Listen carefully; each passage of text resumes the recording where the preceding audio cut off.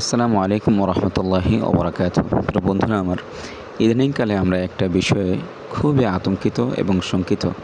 তা হচ্ছে Russell's viper.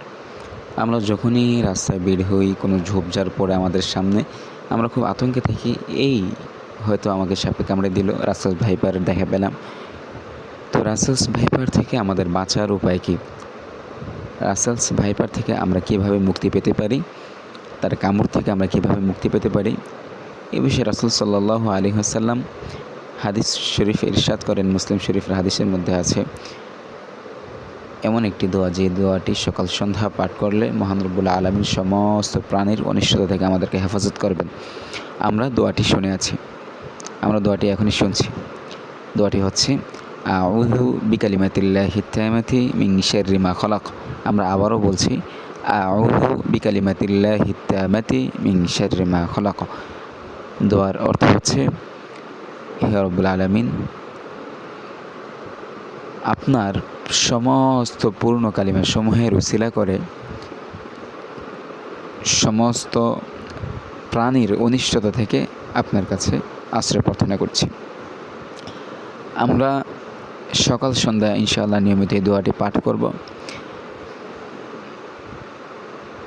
তাহলে ইনশাআল্লাহ আল্লাহ রব্বুল আলামিন আমাদেরকে এই অনিষ্টতা থেকে আমাদেরকে হেফাজত করবেন।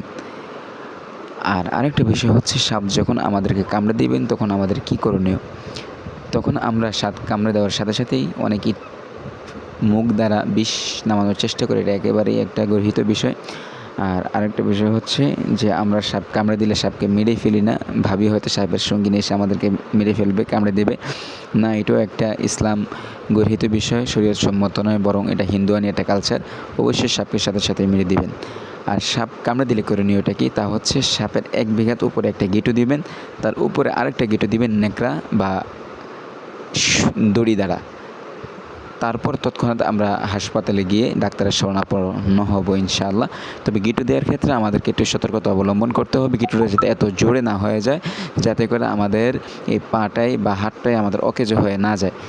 এইভাবে গেঁটু দেব যাতে করে আমাদের পাটা অকেজো হয়ে না যায়। তো ইনশাআল্লাহ সামনে আবার কোনো ভিডিও নিয়ে হাজির হব। আসসালামু আলাইকুম ওরহমতুল্লাহি ওবরাকাতুহু।